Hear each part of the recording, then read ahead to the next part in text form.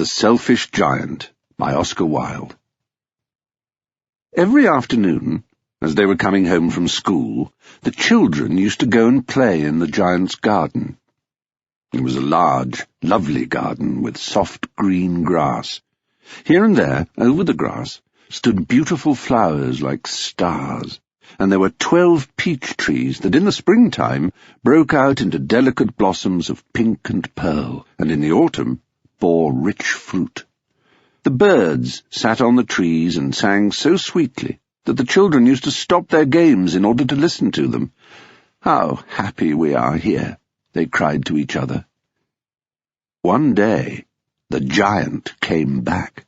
He had been to visit his friend the Cornish ogre, and had stayed with him for 7 years. After the 7 years were over, he had said all that he had to say, for his conversation was limited, and he determined to return to his own castle. When he arrived, he saw the children playing in the garden. "What are you doing here?" he cried in a very gruff voice, and the children ran away. "My own garden is my own garden," said the giant. "Anyone can understand that, and I will allow nobody to play in it but myself." So he built a high wall all around it, and put up a notice board. "Trespassers will be prosecuted." He was a very selfish giant.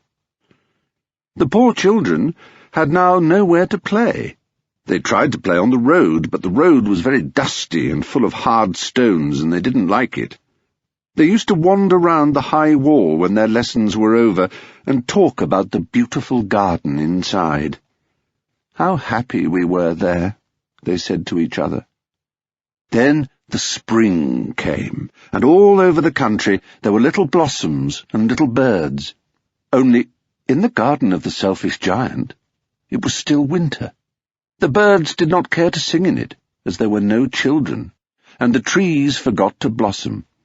Once a beautiful flower put its head out from the grass, but when it saw the notice board, it was so sorry for the children that it slipped back into the ground again and went off to sleep. The only people who were pleased were the snow and the frost. "Spring has forgotten this garden," they cried, "so we will live here all the year round." The snow covered up the grass with her great white cloak, and the frost painted all the trees silver. Then they invited the north wind to stay with them, and he came.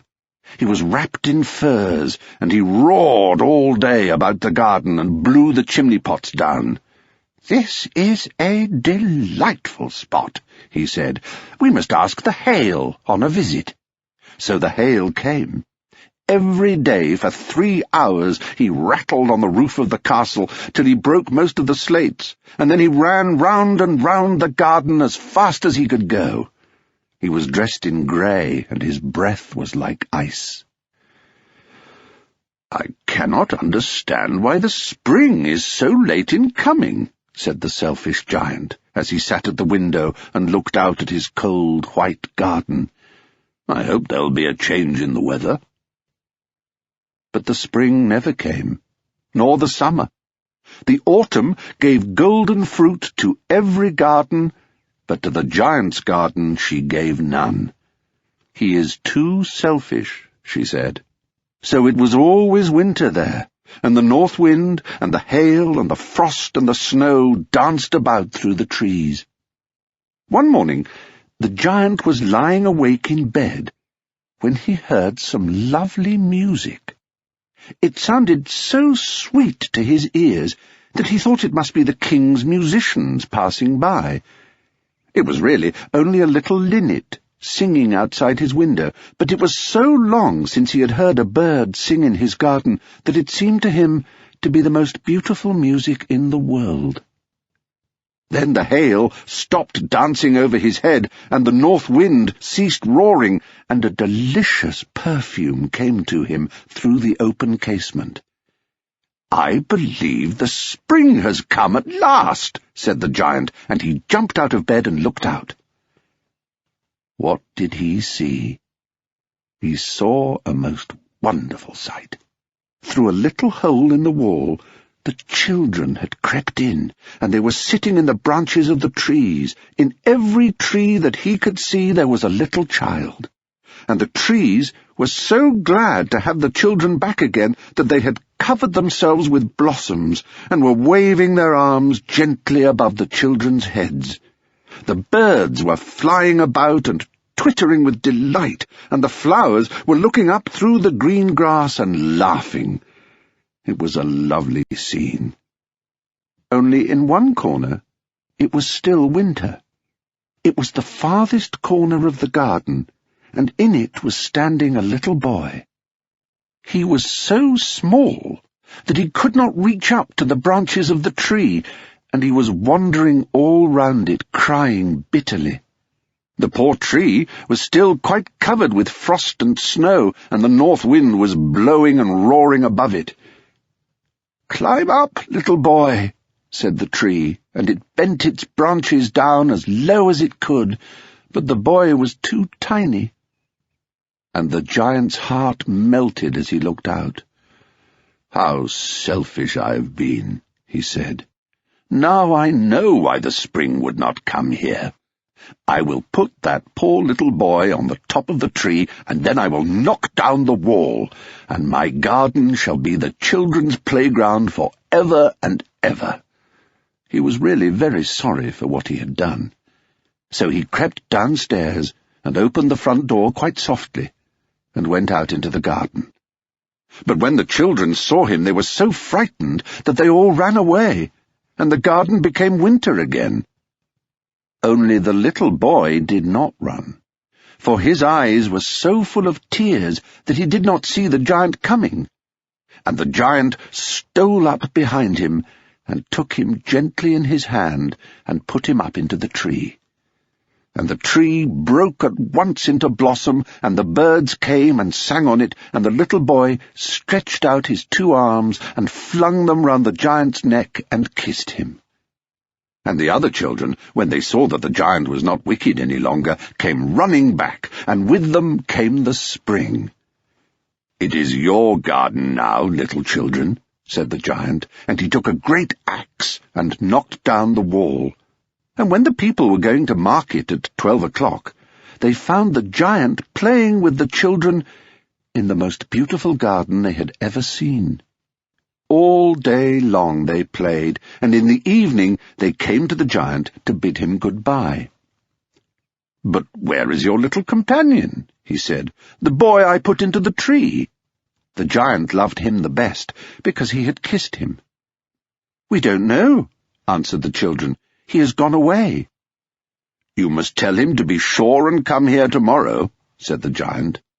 But the children said that they did not know where he lived, and had never seen him before, and the giant felt very sad. Every afternoon, when school was over, the children came and played with the giant. But the little boy whom the giant loved was never seen again.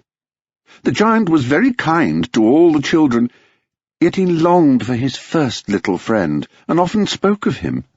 "How I would like to see him," he used to say. Years went over, and the giant grew very old and feeble. He could not play about any more, so he sat in a huge armchair and watched the children at their games and admired his garden. "I have many beautiful flowers," he said, "but the children are the most beautiful flowers of all." One winter morning he looked out of his window as he was dressing. He did not hate the winter now, for he knew that it was merely the spring asleep, and that the flowers were resting. Suddenly he rubbed his eyes in wonder, and looked and looked. It certainly was a marvellous sight. In the farthest corner of the garden was a tree quite covered with lovely white blossoms.